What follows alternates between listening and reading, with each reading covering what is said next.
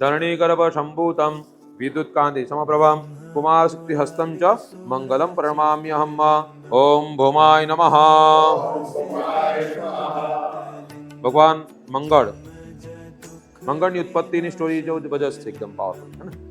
શિવ અને પાર્વતી, શિવ અને સતી.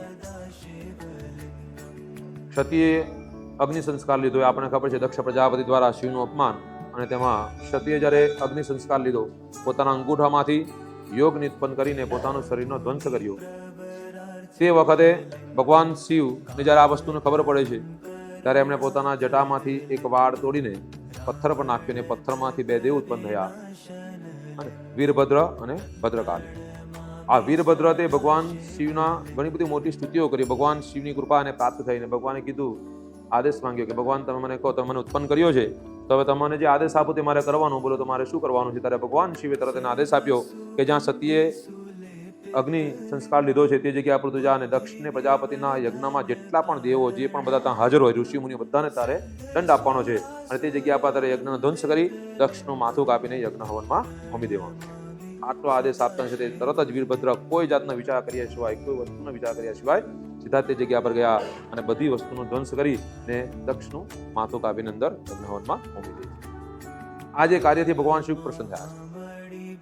જ્યારે સ્વામી આપણને કોઈ આદેશ આપે ને અને આપણે એમાં કોઈ વિચાર ન કરીને ડાયરેક્ટ જ આપણે કર્મ કરી નાખીએ, ત્યારે સ્વામી હંમેશા આપણા પસંદ થાય. એટલે ભગવાન શિવ એટલા માટે એના પસંદ થયા કે કોઈ જાતનો વિચાર નહીં, કોણ છે આગળ, કોણ ભગવાન વિષ્ણુ છે કે કોણ બ્રહ્મા છે, કોઈ વસ્તુ નહીં, માત્ર આદેશ અને એ કાર્ય પરિપૂર્ણ. ગુરુ સ્થિતિ આ છે, કઈ વિચારવું ન કરવું, જે થવાનું તે થાય, આગળનો વિચાર ન કરવો અને ગુરુ કહે તે પ્રમાણે ચાલવું, એને ગુરુની સ્થિતિ કહેવાય. આવી સ્થિતિમાં જ્યારે તમે કોઈનો સ્વીકાર કરો ને ત્યારે તમારા સાચા ગુરુ છે, ત્યાં સુધી કોઈ ગુરુ નથી હોતો. બરાબર છે.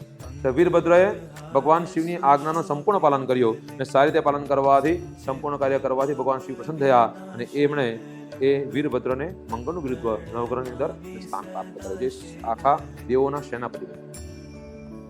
ખૂબ જ તાકાત છે મંગળ ગ્રહની અંદર, અને મંગળ ગ્રહની ઉપાસના કરવાથી શરીરમાં લોહીના વિકાર અને હાડકાને લગતી તકલીફોમાંથી મુક્તિ પ્રાપ્ત થાય છે. જ્યારે જ્યારે કોઈના શરીરમાં આના વધારે તકલીફ હોય ને તો મંગળ હંમેશા એ લોકોનો ખરાબ સ્થિતિમાં હોય, નીચ અવસ્થામાં હોય, 8મા 12મા અથવા 6થા ભાવમાં, 3જા ભાવની અંદર પડેલો હોય, ત્યારે મંગળ પોતાની સ્થિતિમાં અયોગ્ય ફળ પ્રાપ્ત કરાવે.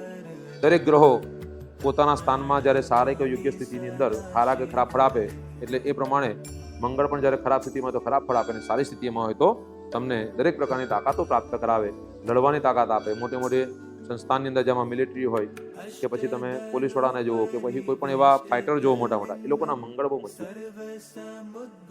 અને સવિશેષ જે ડોક્ટર છે એ લોકોના મંગળ સૌથી વધારે પાવર, કે એ લોકોમાં જે પાવર છે એ બ્લડને જોવાનું, શરીરને કાપવાનું, એ કોઈ સામાન્ય વસ્તુ હોતી નથી. 10મા ભાવની અંદર મંગળ સાથે સૂર્ય પ્રતિષ્ઠા સાથે જ વિરાજમાન થયેલો હોય, ત્યારે એ લોકો મોટા ભાગે મેડિકલ સર્જરીની સ્થાનમાં, એટલે કે મોટા મોટા ઓપરેશન કરવા જાય, અને સૂર્ય હાથે જો હોય ને પાવરફુલ સ્થિતિમાં હોય તો હાર્ટના સર્જન એ મંગળ હાથે જોડાઈને થયેલું હોય. એને ઘણા બધા બીજી સ્થિતિઓ અંદર જોવા મળે, પણ મંગળ એ ઘણી બધી રીતે ઉપયોગીવંત આપણા માટે ગ્રહ છે. મંગળની કૃપાથી આપણા જીવનમાં ઘણી બધી વસ્તુ પ્રાપ્ત થાય. ઋણ મોટું દેવું હોય આપણા માથા પર અને તેમાંથી મુક્ત થવું, તો પણ મંગળના માટે એનું યંત્ર આવે, એની પૂજા કરીને નિત્યને તમે પાણીને બધું અભિષેક કરી કાયમ માટે પૂજા કરી દર્શન કરો ને, તો એના સ્તોત્ર બોલવાથી પણ દેવામાંથી તમને ધીરે ધીરે મુક્તિ પ્રાપ્ત થાય. એવું મંગળનું ઋણમોચન છે, દરેક પ્રકારના ઋણોમાંથી મુક્ત કરે એવા મંગળ ગ્રહ છે. તો મંગળ ગ્રહની પગે લાગવાનું, એમને પ્રાર્થના કરવાની કે હે ભગવાન મંગળ રાજા, તમારા જેવું જે ઉત્તમ શક્તિ અને સૈન્ય બળ છે, તમારામાં જે સાહસ છે એ સાહસ મને પ્રાપ્ત કરે. ગમે એટલી પ્રતિષ્ઠા, નામ, સન્માન, પૈસા બધું હશે, પણ જીવનમાં સાહસ જ નહીં હોય, કાર્ય કરવામાં આપણને તાકાત જ નહીં આવે, તો આગળ પ્રગતિ ક્યારે આવતી જ નથી. જ્યારે સાહસ કરો અને જોખમ ખેડો તો જ કંઈ આગળ ગતિ થાય. જોખમ વગર તો કંઈ મળવાનું છે જ નહીં. ને જોખમ તો ખેડવું જ પડે, અને એ સાહસમાંથી નીકળવું હોય ને ત્યારે તમને મંગળ કામ આવે છે. એવા મંગળ ગ્રહ છે જે તમને સાહસની પ્રાપ્તિ કરાવે. વંદન કરવાનું ભગવાન મંગળને. ઓમ ભૌમાય નમઃ. ઓમ ભૂમિનંદનાય નમઃ.